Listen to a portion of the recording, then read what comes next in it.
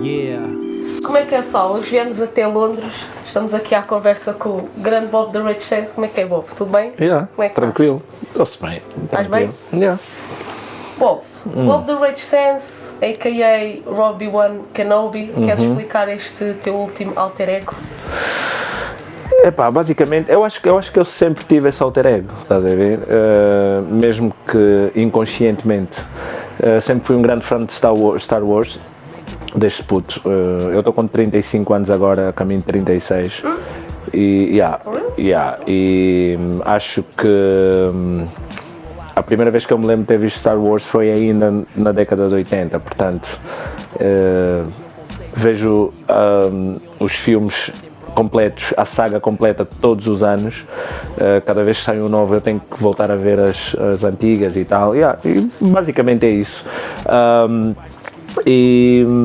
Decidi que estava farto um bocado do mesmo, percebes?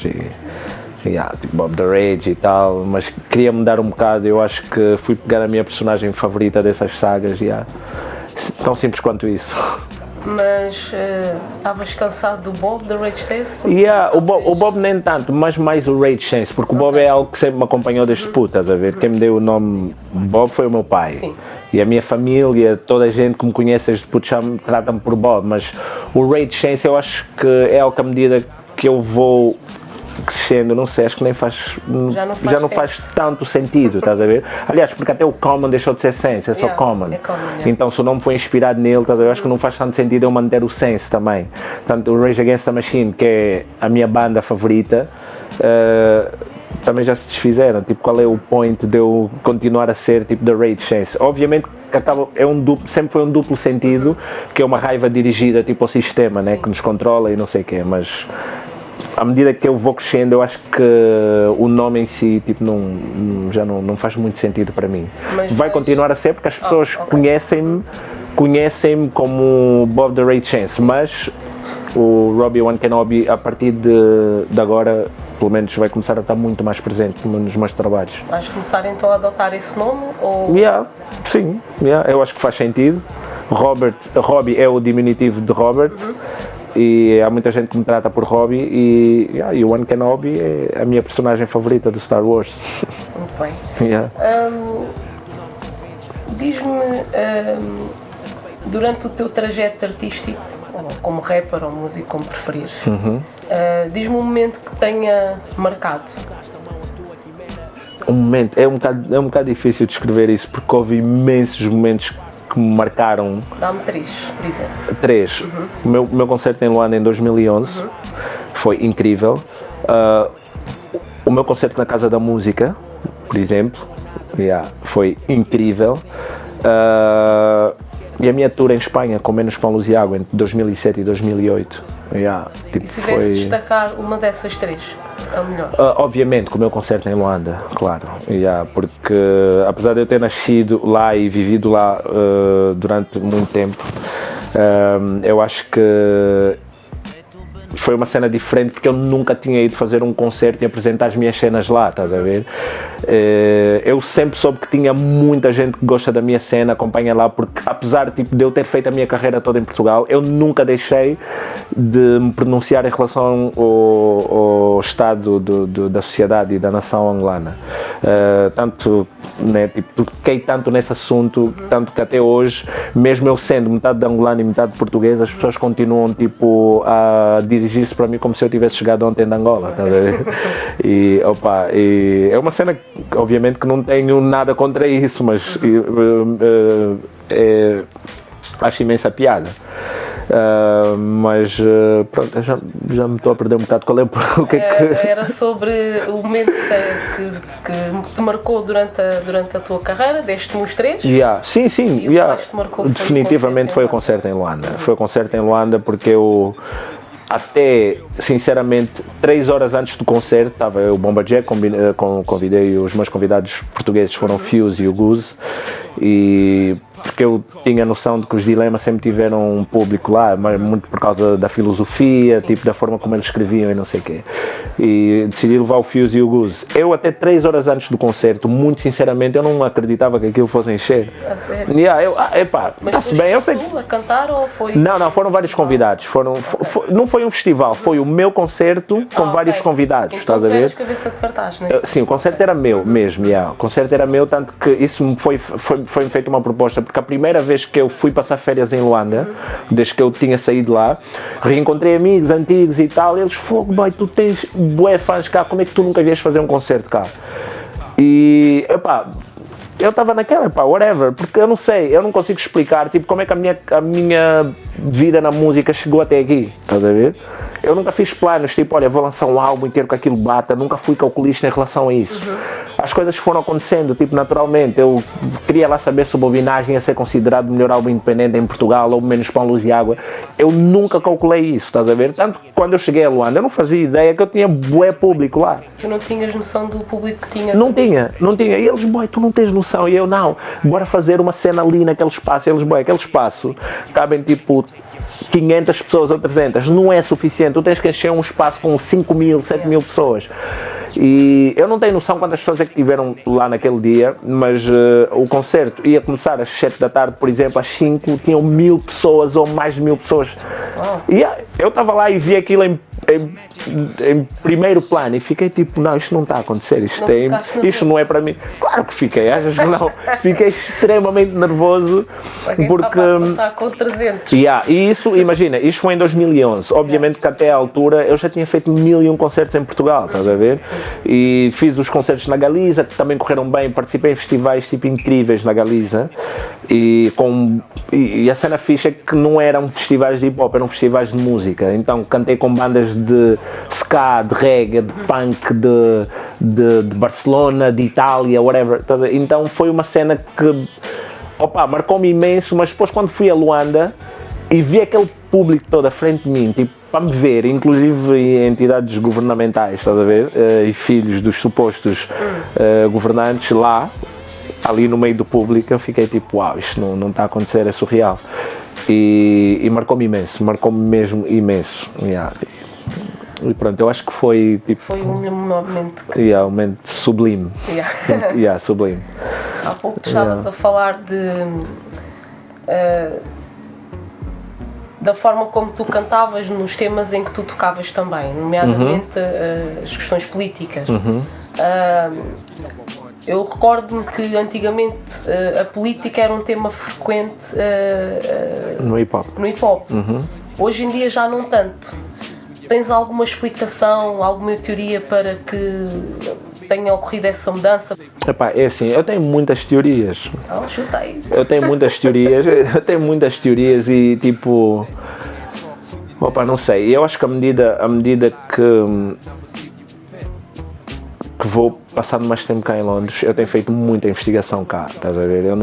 Eu saí de Lisboa com um propósito, ok, eu quero afastar-me um bocado do meu meio e quero criar uma espécie de isolamento numa cidade tão grande como Londres, que é tipo quase Cabo Portugal aqui dentro, mas isolar-me no sentido em que, ok, eu vou estar longe de toda a influência portuguesa e angolana ao mesmo tempo, né? Mas mais portuguesa, porque eu tipo, não sei se sou muito mais português do que angolano ou whatever, não sei, não me sinto nem uma coisa nem outra, estás a ver, mas foi basicamente isso, foi sair para poder ver as coisas de fora e ter muito mais acesso à investigação que eu não tive em Lisboa. E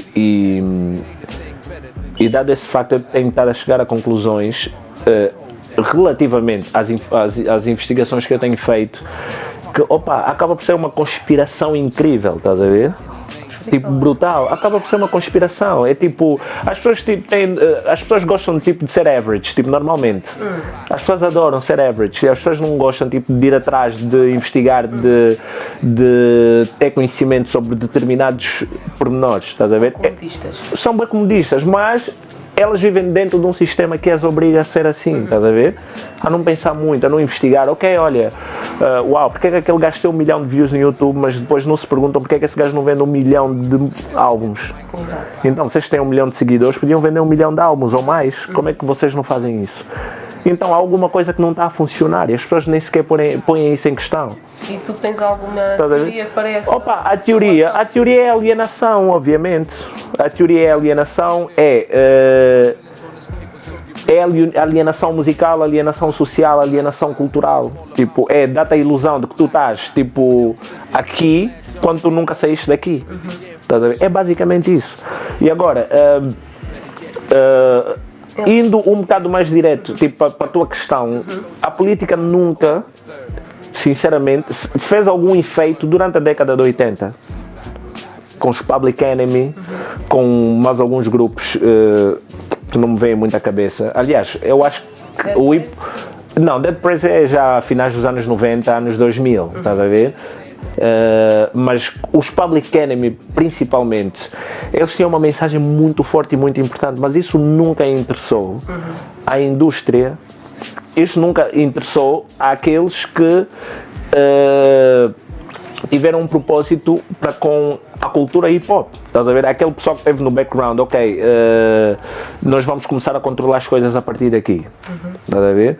Obviamente eles têm uma mensagem forte, mas depois quem foram os gajos que tiveram mais buzz naquela altura? Eram os gajos que não diziam tipo coisas relevantes, estás a ver? Obviamente que eu não vou dizer que os NWA não diziam coisas relevantes, como o Fuck the Police, obviamente que era uma luta contra o sistema policial, mas um sistema muito mais amplo do que aquele, estás a ver, era o sistema que os Black Company também, obviamente que em Portugal fizeram esse efeito no princípio dos anos 90, mas os Public Enemy, que tinham uma mensagem muito mais forte que qualquer outro grupo que se estava a manifestar naquela altura, estás a ver? E eu acho que foi uma coisa que foi acontecendo gradualmente. Estás a ver? O facto de o hip-hop deixar de ter tido mensagem política foi uma cena que foi acontecendo gradualmente. Não interessa a quem tipo, está a lançar os rappers, ok, olha, eu vou ter uma mensagem política, porque se tu tiveres uma mensagem política vais dividir o pessoal. E eles não querem isso. Eles querem criar... Não quer isso. Quem está a cantar? Não, quem está a cantar não. Obviamente quem está a cantar, para mim, nesse momento, quem está a cantar não passa de uma marioneta. Estás a ver? Podiam continuar, porque os problemas não acabaram, eles continuam. Os problemas continuam. E o que mais me intriga é tipo... tanto da parte do público, tanto da parte como o pessoal que faz música, tipo, vir que esse discurso que é um discurso que psicologicamente tem um termo que é tipo o argumento da ignorância. Estás a ver? Mas isto era naquela altura, agora já não. Mas tipo, isso só acontece no hip-hop. Isso acontece no hip-hop, porque se tu vires, tipo, o Bob Dylan não mudou a mensagem dele, os Rolling Stones não mudaram a mensagem deles, o pessoal do rock não mudou a mensagem deles. E esse tipo de alienação só acontece no hip-hop. Onde a maior parte, depois, pronto, agora podemos ir para outro patamar, estás a ver? Onde a maior parte do pessoal que cria e o pessoal que canta é black. É tipo, ok, vocês tinham uma noção do que é que estava mal, agora já não tem. Tipo, como é que isso aconteceu? Então achas que há motivos muito maiores do que... Claro que há. O pessoal não tem noção, o pessoal não faz a mínima ideia. Eu não estou a falar só de Portugal, estou a falar na cena em geral, né? Sim. No geral. Sim. Tipo, obviamente que é muito mais atrativo para um gajo da indústria, um gajo que controla o sistema, ter um Little Uzi Vert do que um Nas, do que um Common. É muito mais atrativo, obviamente. E depois, as pessoas não se questionam sequer porque é que isso não é normal. É que não é normal. Não é normal um puto abrir a boca e dizer que Nas não é hip hop.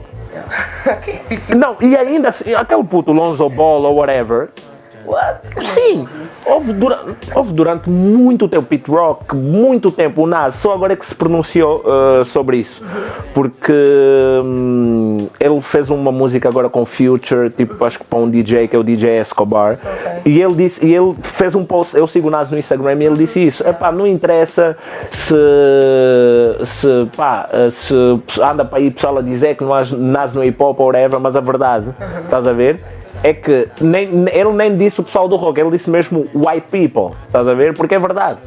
O Jack White teve a fazer uma digressão com um gajo que é o Neil Diamond ou whatever, um cota do rock há bem tempo. O Jack White é puto em comparação com esse gajo. Sim. E eles não têm esse problema. Não, o Jack White virasse para o gajo e dizer tu estás fora, essa cena já não bate, tu já és bem mais velho que vocês. Isso acontece no hip hop, estás a ver? Só acontece no hip hop, que é uma cultura extremamente forte, que foi uma cultura extremamente dominante em termos de música no geral. Não é só uma música, não é só um estilo de música, é uma cultura, é um modo de vida que os negros e os latinos criaram, tipo, para poder contornar pequenas cenas, pequenos muros que o sistema construía em frente a eles. Mas depois, aquilo tornou-se tão dominante que de repente, obviamente tudo é cíclico, mas como é que de repente o Nas passa a não ser hip hop e o Lil Uzi e esses Lil Xian e não sei o que são, estás a ver? E os fãs estarem manipulados de tal forma que acreditam obviamente nisso. O Nas já não é hip hop, já não bate agora os Migos, é que é hip hop. Eles acreditam nisso. Como é que isso aconteceu? Engraçado que eles dizem que o Nas não é hip hop, mas depois ouvem algo que não é hip hop. Isso é um contrassenso. Não. Uma cena que é tipo a mais contrassensual é as pessoas hoje em dia e os fãs hoje em dia dizem que aquilo é hip hop e que aquilo é que. Os fãs dizem que é hip hop. Dizem que aquilo é hip hop e que Nas não, mas depois há um cartaz tipo num festival como o Wireless cá em Londres em que o Nas e estava super esgotado. O J. Cole, por exemplo, J. Cole é um gajo, eu admiro imenso o J. Cole porque ele tem uma mensagem muito real e muito forte no meio de tanta porcaria que se está a fazer hoje em dia. E o Kendrick Lamar, o Kendrick é um outro nível porque ele tem uns skills tipo, fora do normal. Mas a sinceridade com que o J. Cole entrega uma mensagem é igual a que o Nas entregava no Illmatic. É sincero, obviamente que a sonoridade mudou completamente, não são aqueles beats hard do Pete Rock ou do Primo, mas a mensagem, a entrega, ele diz com cada cena ali real, estás a ver? É uma cena real. E ele vem cá a Londres e esgota 2 dias tipo num estádio, numa sala grande, num festival, e o Nas faz a mesma coisa. E os Migos continuam tipo, a ter um público muito mais virtual do que real. Eu acho que eles têm públicos efêmeros. Por exemplo, o Nas, independentemente do tempo que passar, das idades, anos, ele vai sempre ter, vai continuar. Salas, sim, e vai continuar a inspirar. Ele pode não estar a ser muito mediático agora porque não está a fazer muita coisa, mas independentemente do tempo que passar, ele vai sempre a continuar a ter fãs. Sim. Enquanto que esses artistas, amigos e etc, provavelmente são febres que daqui a uns anos já ninguém se lembra deles. Claro, mas essas febres sempre existiram. Porque sempre houve bandas sempre houve boy bands, aquelas boy bands, girl bands, durante a década de 90, mas não era nesse nível de futilidade. E as pessoas não percebem. Por exemplo, eu não vou dizer, olha, eu vi há tempos um comentário, eu curti ler as cenas, às vezes que me apetece comentar, porque eu odeio tipo a cena dos estereótipos, estás a ver? Sim. Mas eu não posso ignorar o facto de que, em termos de história e knowledge, tipo, global, os norte-americanos são muito atrasados nesse sentido. Eu estou a dizer os norte-americanos, o americano comum, estás a ver? O americano comum. Eu, sinceramente, eu comparo esses gajos ao pessoal tipo de Angola que tem acesso à net. E que não tem a mínima noção de como utilizar a net. Então acha que, é assim, eu tenho uma opinião e as pessoas têm que respeitar a minha opinião mesmo que ela não seja válida e mesmo que não faça sentido. Então eu vou escrever uma cena porque é a minha opinião, mas é assim, calma. Você tem que ter calma. Porque se tu não concordas com uma cena, não quer dizer que a cena esteja errada. Estás a ver? Sim. Não quer dizer que a cena esteja errada. Tu só não concordas com a cena. Agora, e quando tu não concordas com a cena, tu tens uma opção. Fast forward. Passa à frente e pronto. Mas as pessoas optam por tipo, eu vou clicam ali no botão, responder o comentário. Boy, não faças isso. É o que os norte-americanos fazem. O Waka Flocka Flame fez um comentário a tempo de um gajo que disse que o Tupac era boring e que não dizia nada de especial. Um puto, que não tem a mínima noção. Eu vi o puto a dizer isso. Eu não fui lá comentar, não fui perder o meu tempo. O Waka Flocka, tipo, fez um post a dizer, porque não sei o quê, tipo, esse gajo merecia ser banido do hip-hop. Eu também concordo com isso que ele diz. Um gajo que diz que o Tupac não é relevante merecia ser escorraçado em praça pública, estás a ver?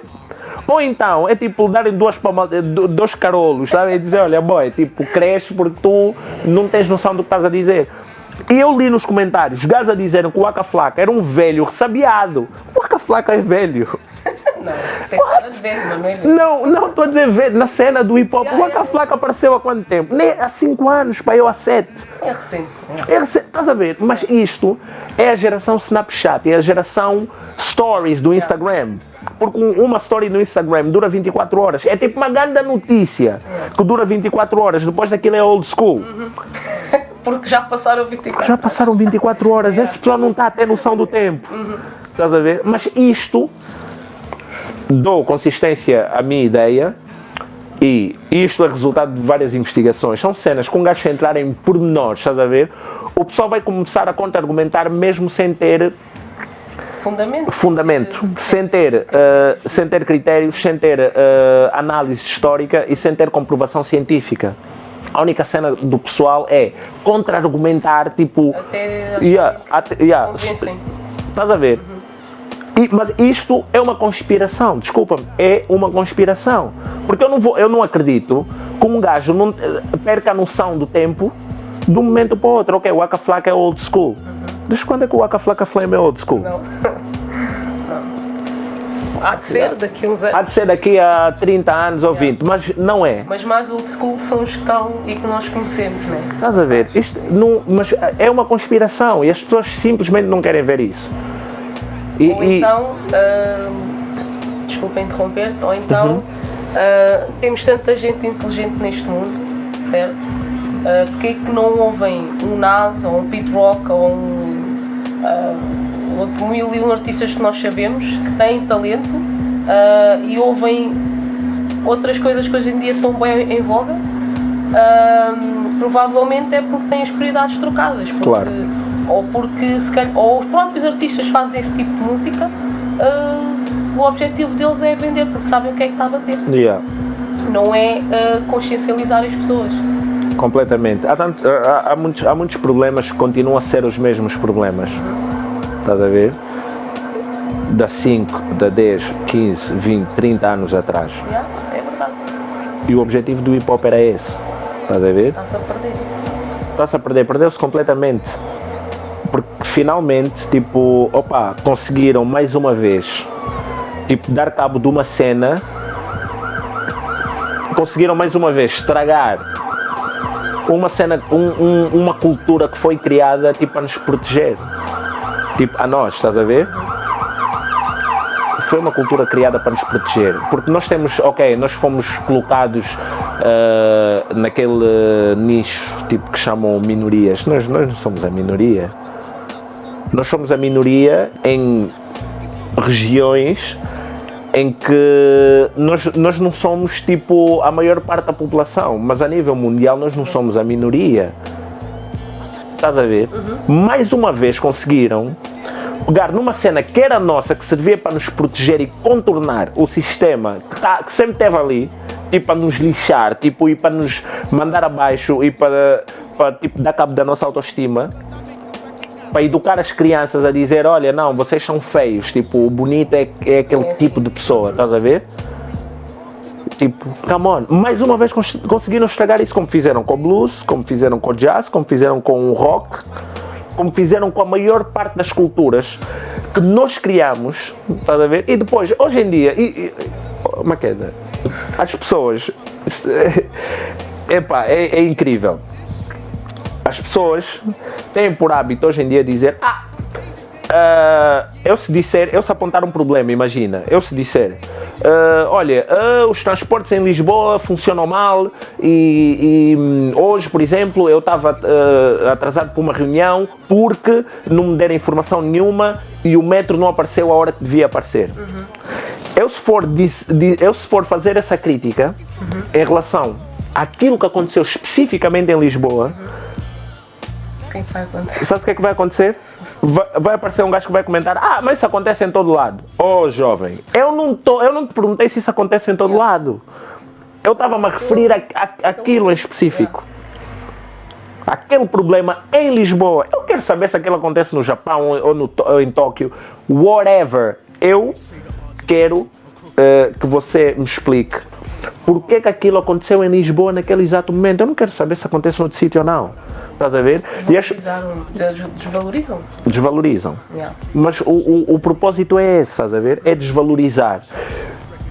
Eu se disser, hoje em dia tem-se muita mania de dizer, mas pronto, agora a cena é de todos. A cena é de todos. A cena é de todos entre aspas. Yeah.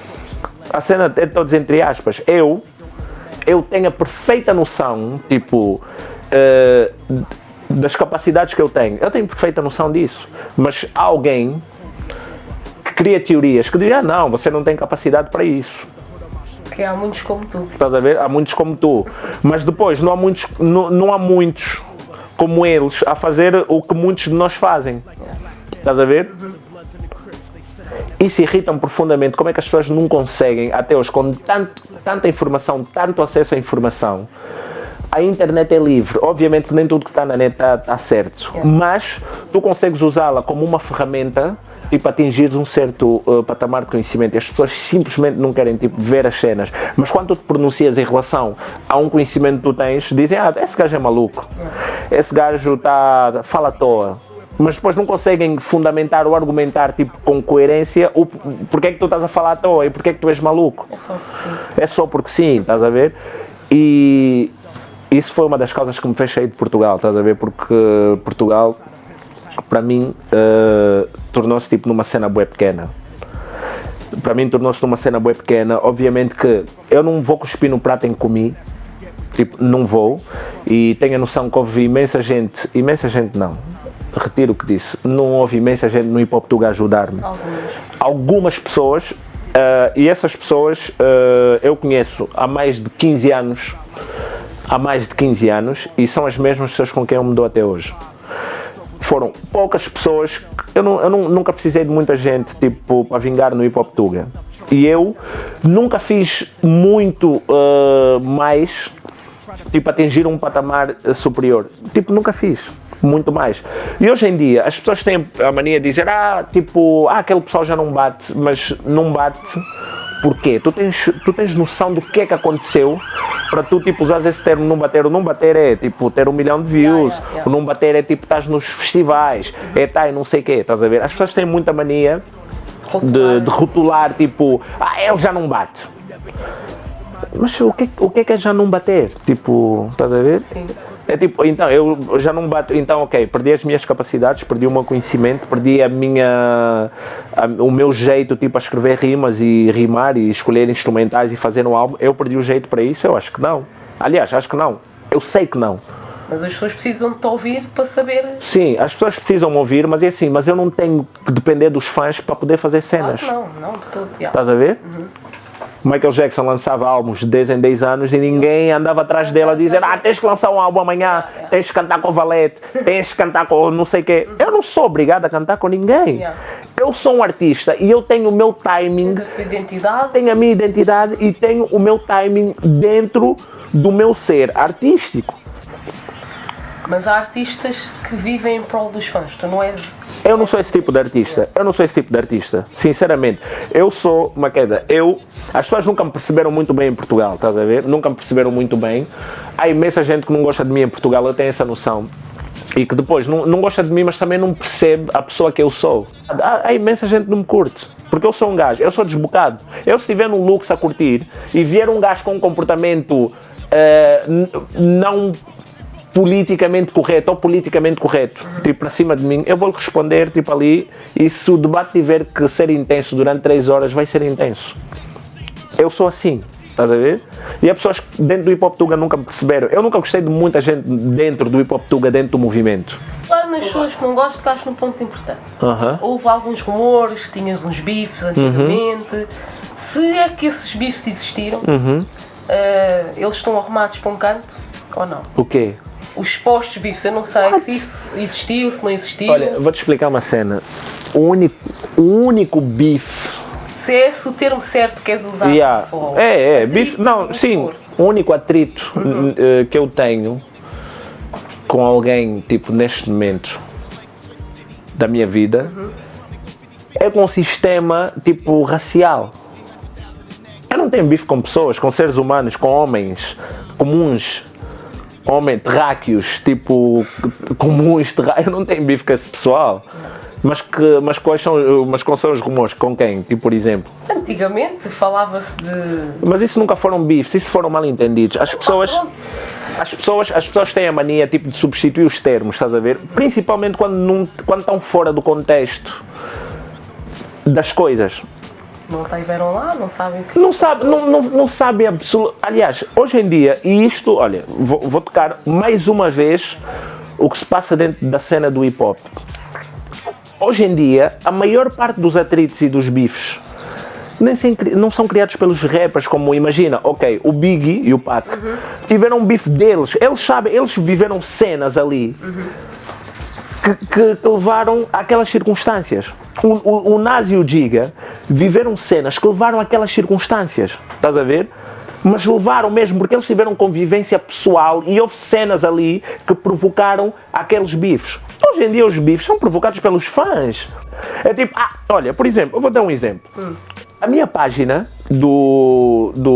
a minha página de artista de Facebook, eu não faço nada, nem faço muita coisa pela minha página. Eu nunca fui um gajo das redes sociais, em primeiro lugar.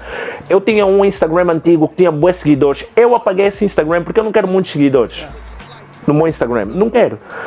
E tenho o meu Instagram privado e eu recebo milhares de pedidos de amizade de muita gente que de certeza nesse momento odeia-me, tipo, mais do que nunca, porque eu ponho, tipo, eliminar pedido. Mas queres manter o teu círculo? Quero manter o meu círculo. Eu estou-me completamente a cagar se aquele gajo, ok, vai-me seguir. Epá, é assim, se tu não me inspiras confiança, eu vou pôr eliminar pedido. Eu não vou pôr tipo, ok, aceitar só porque eu quero ter tipo seguidores. Eu não quero isso. Imagina, eu leio bastante, investigo bastante, tipo, vejo milhares de comentários, adoro. Mas isso é uma cena, obviamente que isso transpõe-se tipo quando eu escrevo e quando canto. Há muita gente que não me percebe, há muita gente que não me consome, não faz ideia do que é que eu falo. Mas isso, obviamente que eu transponho isso tipo nas minhas músicas. Mas depois, eu vou para o meu Facebook e fogo, uau. Eu ontem, imagina, li um livro sobre o Nietzsche e achei aquela frase dele interessante. Se eu postar essa frase no meu Facebook, há gajos que vão contrariar isso. Não, eu não concordo com essa frase, mas calma, mas tu tens um livro, tipo, filosoficamente mais forte que o Nietzsche, para dizeres que não concordas com uma frase do maior pensador do século XIX? Tu? Quem és tu? Mas depois, quando eu faço essa pergunta, ou quando eu reajo, o pessoal leva a mal, porque eu não posso reagir porque eu sou artista, ele é meu fã. Estás a ver? Não, ele é meu fã, então eu dependo muito dele. E eu não posso responder porque ele é meu fã e ele contribui para a minha cena. Boy, eu estou-me a cagar para ti. Se tu vens para a minha página falar lixo, eu vou-te responder, e se tu não gostares da minha resposta, eu vou-te bloquear, estás a ver?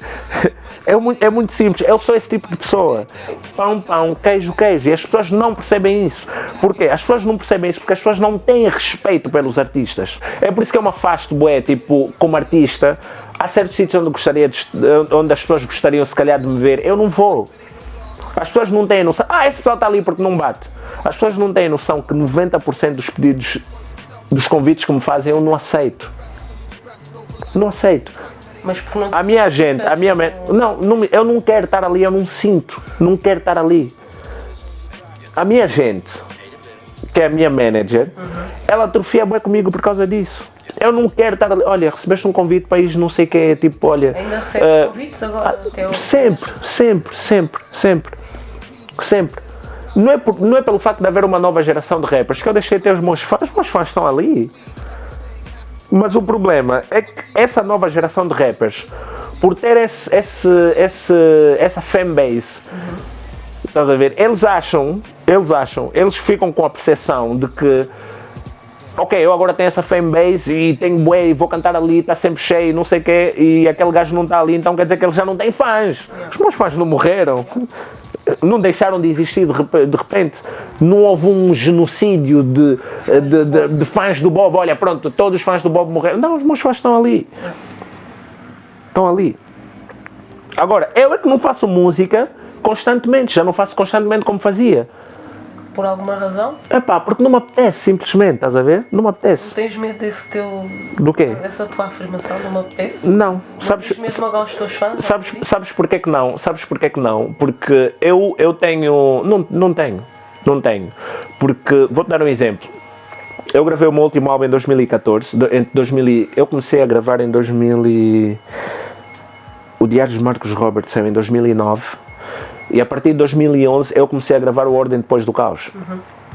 O Ordem Depois do Caos eu demorei entre 2011 e 2013 e depois fui lançar em Luanda. Porque foi um álbum que não me interessou lançar em Portugal, estás a ver? Aquele álbum foi uma espécie de dedicatória aos meus fãs angolanos, porque eu nunca tinha lançado um álbum em Angola. Então fui lançar esse álbum e apresentar o álbum lá. E obviamente que Angola é uma sociedade extremamente complicada, estás a ver? É uma sociedade extremamente complicada em que existem 1000 valores ali que foram invertidos. As pessoas perderam noção de sinceridade, as pessoas perderam noção de responsabilidade, honestidade. As pessoas perderam noção tipo, de quase tudo. Todos os valores ali estão invertidos, estás a ver? Houve muitos rappers e músicos que eu ajudei que saíram de Luanda para Lisboa. Eu não vou citar nomes que eu ajudei, não vou, porque eles sabem quem são e as pessoas já, no fim acabam por saber quem são. Eu ajudei imensa gente desde que eu fui para Portugal, que não havia uma interação tão grande entre o hip hop angolano e o hip hop português. Não havia. O Bobinagem criou essa interação. Muita gente sabe disso. Tu é que criaste a ligação Portugal-Angola. Olha, eu tenho os pormenores todos. As pessoas hoje em dia, eu sou fulano que faz isso e acontece tipo que fez em Portugal e em Angola. Isso é mentira. É mentira porque assim, eu estudei História e eu tenho plena noção de que houve muita coisa que foi alterada, tipo, nos momentos tipo, em que a história estava a ser apontada e estava a ser escrita. Estás a ver? Eu tenho noção disso. É por isso que eu não ligo quando as pessoas dizem, o fulano é que fez, o fulano fez. Obviamente que são pessoas que não têm noção e não estavam lá quando as cenas aconteceram. Estás a ver? Mas antes do Bobinagem, dá-me um exemplo de interação que existia entre Portugal e Angola. Antes de 2003, 2004. De rap. Sim, movimento de Portugal, de portugueses a irem cantar para Angola, angolanos a irem cantar para Portugal, participações, tipo, interação, tipo angolanos a cantarem beats de portugueses a cantarem com angolanos em beats. Isso não existia. Não sei se os SSP é considerado hip hop, mas... Não me faças rir. Mesmo que os SSP já tivessem esse tipo de como é que eu posso dizer? Sinergia, né? Com Portugal. Sim, mas era uma coisa, era uma coisa completamente diferente. Não era uma cena que se pode considerar tipo a nível de movimento. Era uma cena isolada. Era uma cena isolada. Sim. Eles saíam de Angola com dinheiro tipo do MPLA, estás a ver? E dinheiro do governo e cenas do género. Come on, é verdade. E dos patrocínios que eles tinham, tipo na altura, e iam e escolhiam os produtores com quem trabalhar em Portugal. Isto é completamente diferente. Agora, é um investimento mesmo no próprio movimento. Se calhar não é. Era em prol deles, não em prol da cultura. Nunca foi em prol da cultura, estás a ver? Agora, tipo, fazer com que a Mad Tapes, uma editora angolana, lançasse rappers em Portugal, que sempre tiveram lá e nunca tiveram, estás a ver? Isso foi o quê? Isso não... A história está lá. Sim, claro. A história está lá. Eu nunca pedi, olha, agradeçam-me por ter feito, por ter apresentado o fulano, por ter criado a ligação entre o cicrano e o fulano. Não é agradecer, mas tu sabes, né? Eu tenho essa noção, e há muita gente que tem essa noção, estás a ver? Mas depois a história que se conta, quando vão rimar, escrever aquelas rimas, estás a ver? É outra. Qual é a história que se conta? A história que se conta é outra. É outra. Qual é que é a história? A história que se conta é outra. A história que se conta é outra. Mas é totalmente diferente. Eu vou-te explicar uma cena. Eu prefiro esboçar tipo um sorriso, estás a ver? Quando assisto esse tipo de cenas a acontecer. Prefiro. Mas pronto, isso não está em causa. Sentes-te injustiçado? Não. Ou... Não. É assim, eu senti-me em Angola. Senti-me em Angola quando tinha 1000 projetos para desenvolver lá e não consegui. Porquê? Porque pessoas prometeram boas cenas que iam, faziam, aconteciam e depois, quando chegou a hora de fazer, tipo, não aconteceu simplesmente porque as pessoas desmarcaram-se. Eu senti-me um bocado injustiçado, eu fiquei, quer dizer, tipo... Vocês quando precisavam de cenas em Portugal, de gajos para vos gravar vídeos de estúdio, quem vos deu dicas de mistura, masterização, quando vocês ouviam uma música minha e me perguntavam, olha, quem é que misturou isso, quem é que produziu isso, eu dizia o fulano e o cicrano, olha, vou-vos apresentar, estás a ver?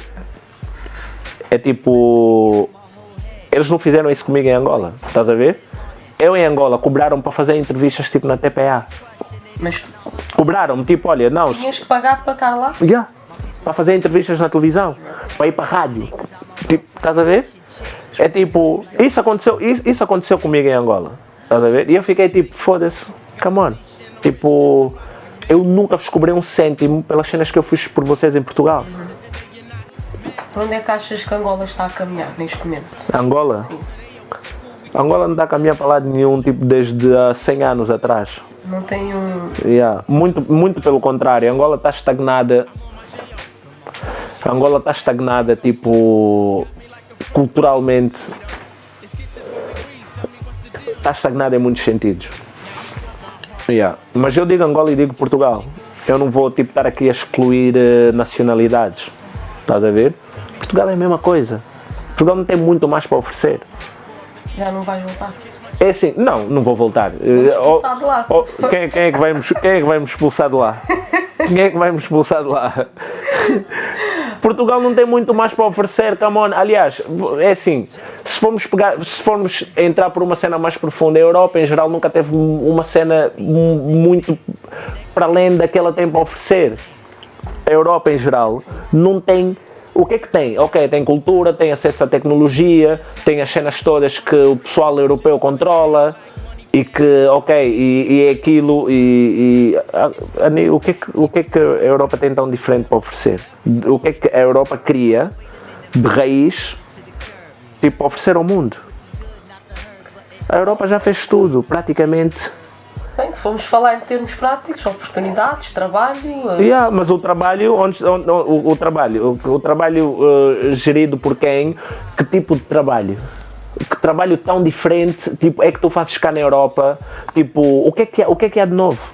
As pessoas falam, olha, vou dar um exemplo, as pessoas falam bem mal, tipo, as pessoas têm pela mania de obedecer aos estereótipos e de seguir as leis, tipo, do sistema que os controla, que é um sistema completamente racial. Essa cena de QI não existe. Isso não existe. Foi uma cena criada, tipo, a não gerar oportunidade a uma certa comunidade. Isso de QI não existe, porque se tu fores para a África, tu vais para a Nigéria e tu comparas a criatividade de pessoas que não têm acesso a nada em comparação com pessoas tipo, que têm acesso a tudo cá na Europa, tu vais ver o nível de criatividade daquele pessoal. É normal, eu acho que é normal porque as pessoas quando não têm oportunidade desenvolvem as próprias... Não, isso não tem nada a ver tipo, com tu desenvolver com a falta de oportunidade, não tem. Isso tem a ver com a tua capacidade natural ou com a tua aptidão natural para certas coisas. E tu vais, por exemplo, eu vou-te dar um exemplo, em Portugal é um país extremamente racista porque é um racismo institucional. É normal ser racista em Portugal. É normal, porquê? Porque tu vês, é uma uma coisa muito simples. O racismo, ou a falta dele, não é tipo, tu andas livre na rua, de seres português, tens um BI, tens um passaporte. Ele não conta. Estás a ver? Não, estou a dizer dar a falsa sensação de liberdade. Não, o quê? Eles estão aqui. É o discurso dos portugueses, eles estão aqui.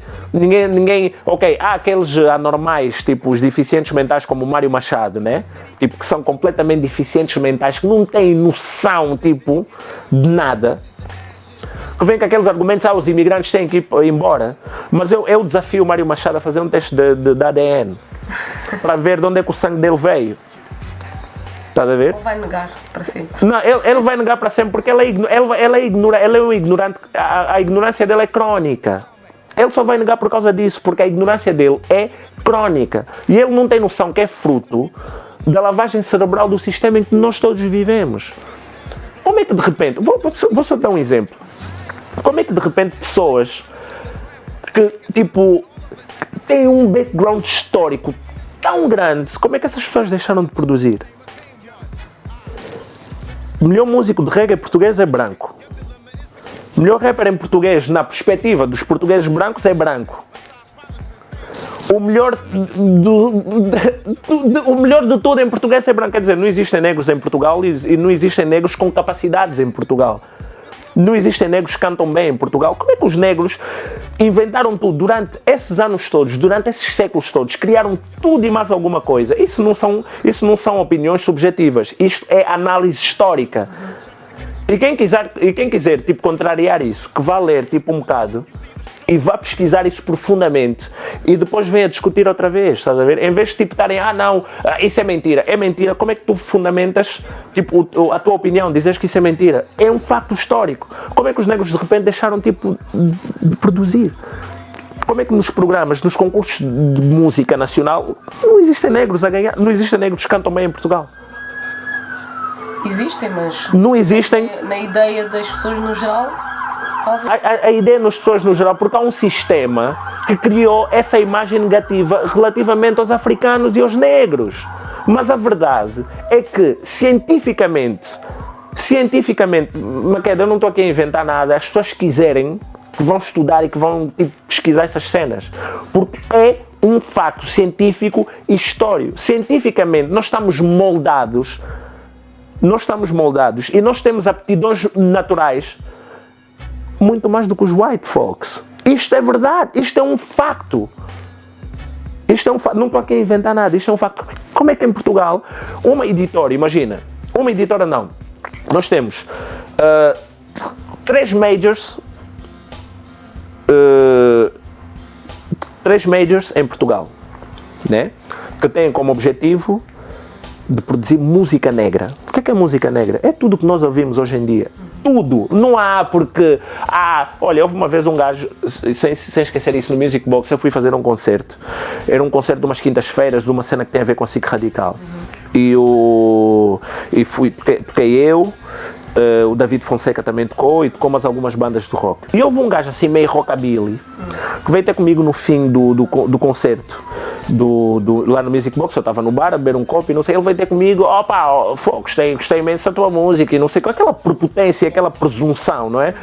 Eu não sou grande fã de hip hop, ouço Sam the Kid, não sou grande fã de hip hop, ouço Sam the Kid, mas curti bem da tua cena, não sei o quê, eu tenho mais a ver com white music. Ele perguntou o que é white music? É rock. E ele disse-me que era rock, eu comecei a rir, tipo, que nem um doido. Eu perguntei se ele conhecia Moody Waters, por exemplo, estás a ver, se ele conhecia Frankie Lyman. Ele não conhecia nada disso, mas ele tipo afirmou-me, tipo, ele fez uma afirmação de que o rock era white music. Pronto, passando à frente. Como é que é possível 3 majors labels que têm um plano para lançar black music em Portugal, derivadamente a Sony, a Universal e entre outras, né? E não há nenhum músico negro tipo no meio daquela cena. Houve uma fase, nessa fase de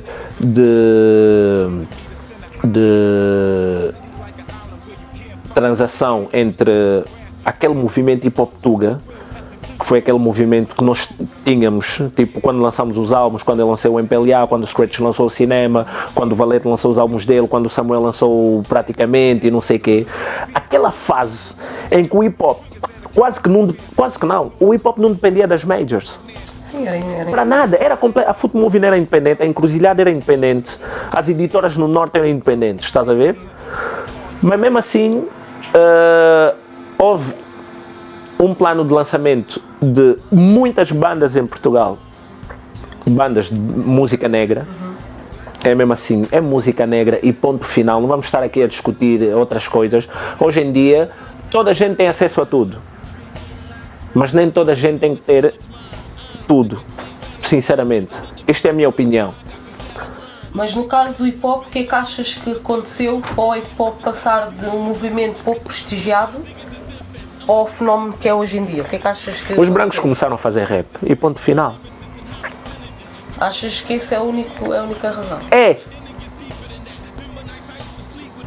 Os brancos começaram a fazer rap. Uma queda.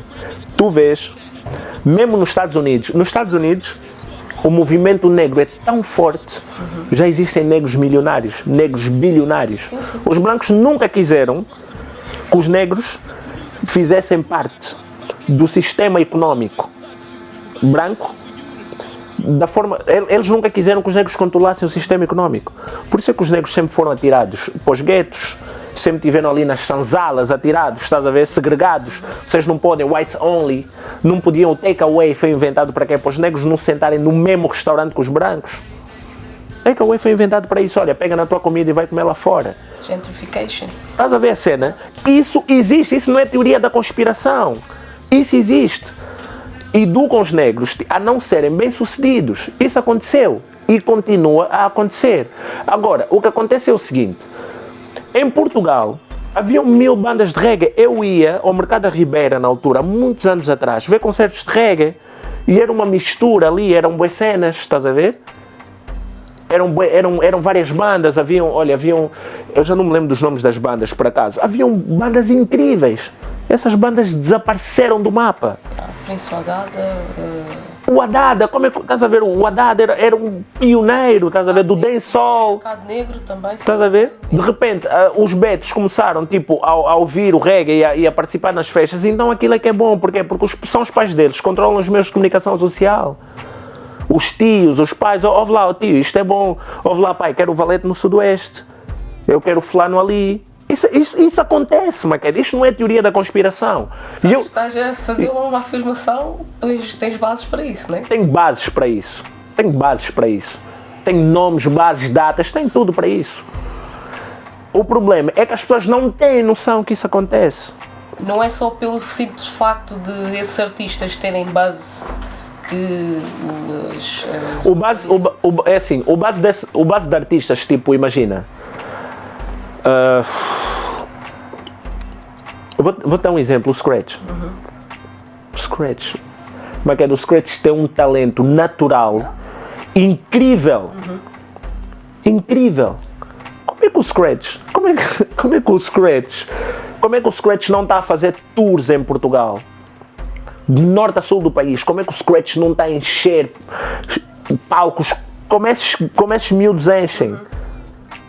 Que sinceramente, esses gajos não têm nem 30% da capacidade que o Scratch tem de rimar e de escrever. Dos rappers agora da nova escola? Eu estou a falar, olha, digo-te uma cena, Maqueda, há uma cena que se chama capacidade e há pessoas que não têm essa capacidade. Há pessoas que têm jeito e que estudam esse jeito para conseguir chegar até um nível. E depois dizerem, uau, esse gajo canta bué. Não, é assim. Tu estudaste bué para conseguir chegar até aqui. Isto não é natural, man. Não é. Bom, mudando um bocado de assunto, não é melhor mudarmos de assunto. Desprestigiando o assunto anterior, mas para passarmos à frente, se tivesse que escolher alguém que escrevesse a tua biografia, quem é que seria essa pessoa? Eu. Autobiografia? Yeah. Eu acho que não há ninguém que me conhece melhor do que eu, mesmo. Estás a ver? Eu acho que houve muitos erros históricos que foram cometidos que não se devem voltar a cometer hoje em dia, estás a ver? Por exemplo, eu vi um documentário do Chomsky, há tempos, em que ele afirmava que a biografia que nós lemos do Malcolm X está completamente errada. Foi uma biografia criada pela CIA para denigrir a imagem do Malcolm X. E o Chomsky é uma pessoa com prestígio político e com prestígio filosófico brutal. Ela afirma isso no documentário que eu vi. Estás a ver? Portanto, eu acho que, olha, o melhor livro que eu li, por exemplo, do Che Guevara, foi um livro que foi escrito por ele. Não foi um livro, uma biografia com um gajo ou que é um historiador político escreveu, não. Falou com a família? Não. Foi Congo, o sonho africano. Foi o livro que ele próprio escreveu da experiência dele no Congo em 61 e foi ele que escreveu. E para mim foi o melhor livro dele. Eu acho que não há nada melhor de tu próprio escreveres as coisas baseadas na tua própria perspectiva, na tua própria vivência, na tua própria experiência pessoal. Ninguém vai conseguir descrever isso melhor do que tu. Só para terminar, falaste estás a fazer o teu álbum, queres falar um pouco sobre ele, só um sneak peek, alguma coisa? Opa, esse álbum é tipo baseado, é um álbum que eu sempre quis fazer, é todo baseado em influências do Star Wars.